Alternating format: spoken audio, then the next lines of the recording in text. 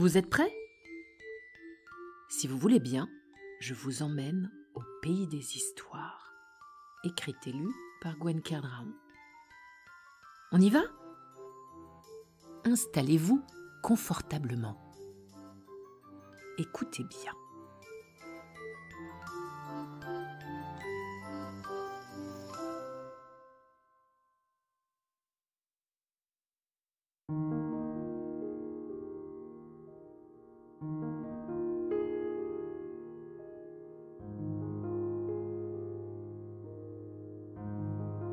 L'affaire des mots disparus. Il est difficile de se souvenir à quand remonte toute cette histoire, car il est difficile de remonter le temps. Une chose est sûre, c'était il y a bien longtemps, à l'époque où les mots poussaient comme des champignons, où on les cultivait, on les entretenait, on les utilisait. On en inventait même. Il n'y avait pas de mots tabous, pas de mots inutiles ou pour ne rien dire. On avait les mots pour discuter, échanger et partager. On jouait aussi avec les mots. On faisait de bons mots, on disait des mots doux. On avait le mot pour rire. Un jour pourtant, curieusement, les mots se mirent à disparaître, les uns après les autres, en particulier les mots fragiles, les mots faibles et les mots tendres. Quand cela avait-il commencé? Nul ne saurait le dire. Chacun pesait ses mots. Il fallait se rationner et ne plus parler à tort et à travers. Il fallait dire les choses en un mot. Et il était difficile de trouver les mots justes. Les gens devinrent agressifs car ils n'avaient plus les mots pour s'expliquer. Seuls les mots durs, les gros mots et les grands mots étaient restés. Chacun voulait avoir le dernier mot. Inspecteur Motus, un détective de renom, fut nommé sur l'affaire des mots disparus. Il avait su trouver les mots pour convaincre la population qu'il était l'homme de la situation. Muni de sa loupe, de son dictionnaire quasi vide de son contenu et de son petit carnet, il partit sans mot dire à la recherche d'indices.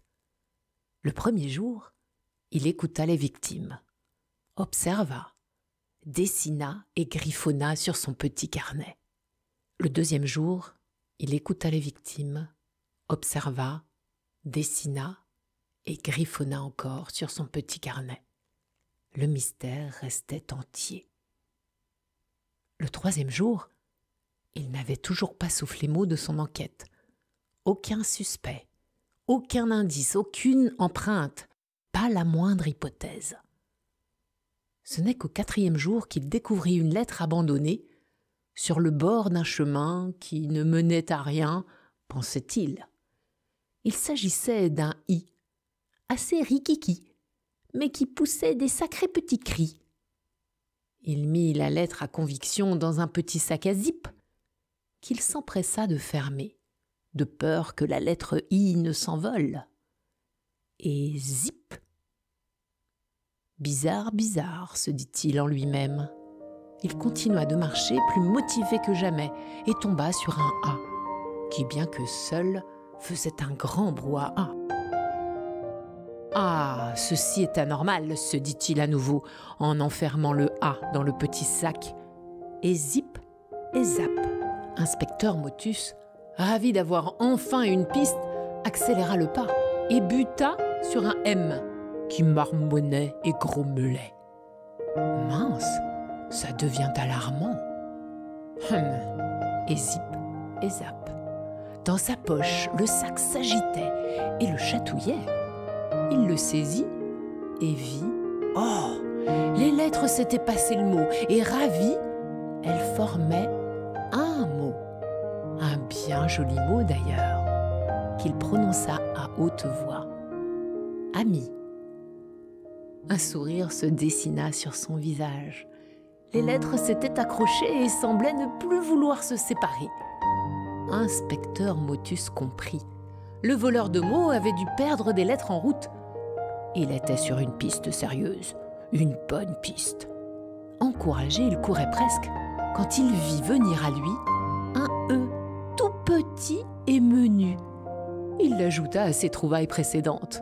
Les lettres s'agitèrent, se dédoublèrent à l'arrivée du nouveau venu, pour former un nouveau mot.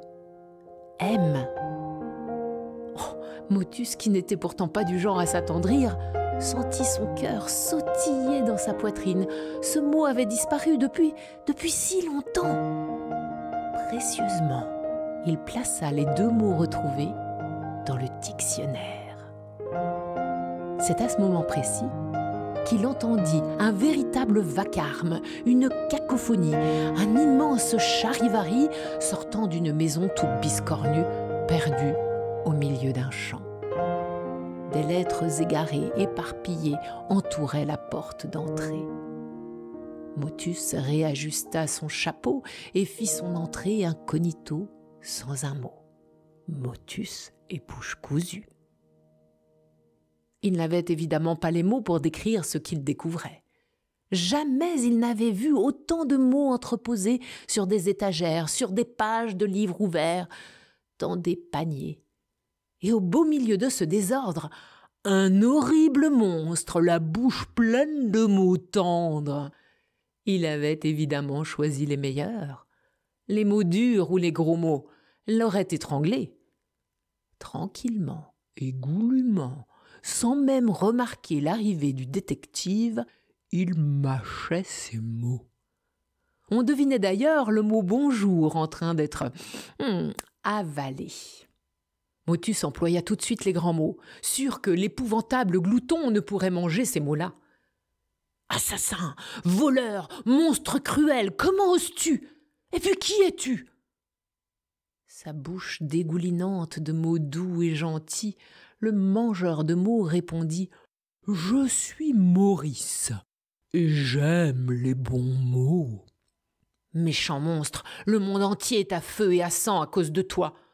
Nous n'avons plus assez de mots pour nous parler. » Maurice ne comprenait pas un traître mot et continuait de mâcher le mot rêve au coin de la bouche. Ce fut le mot de trop.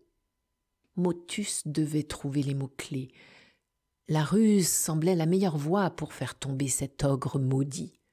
Il se lança et dit d'un ton faussement amical. « Maurice, je t'ai apporté des nouveaux mots. Tu vas aimer, j'en suis sûre. » Il sortit de ses poches des vilains mots rapportés d'où ils venaient, et il les présenta à Maurice en prenant soin de bien mélanger les lettres afin qu'il ne les reconnaisse pas. Maurice, sans se méfier, les avala sans même les croquer. À mots couverts, Motus les prononçait. Mauvais, moquerie, morsure, morveux, morphale. Maurice changeait de couleur et commença à pleurer des larmes de lettres. Encouragé, Motus continua un peu plus fort. Ramollo, démoli, moribond, mortel. Maurice, trop faible, avait cessé de mâcher, de croquer, de manger. Il se mourait. Comme si tous s'étaient passé le mot. Les lettres et les mots rejoignirent le dictionnaire presque vide de Motus. Il trouva les mots justes pour qu'ils entrent tous dans le gros livre. Mots d'excuses, mots savants, mots doux, mots tendres et autres mots d'amour. Mots magiques, mots d'esprit, mots croisés et tous les autres trouvèrent une place bien rangée par ordre alphabétique pour qu'ensuite on puisse les retrouver.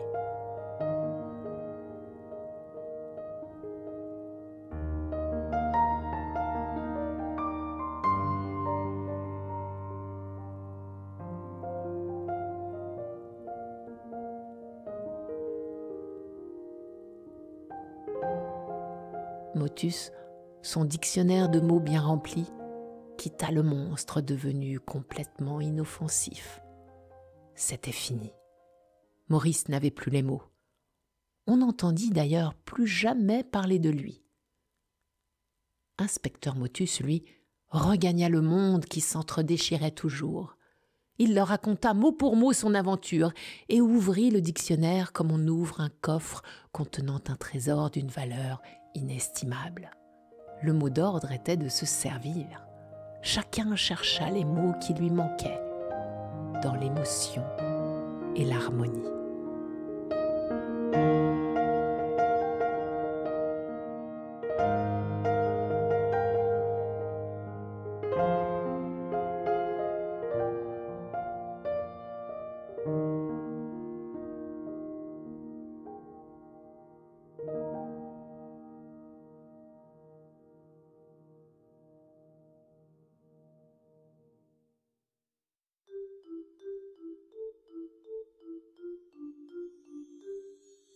L'histoire est finie.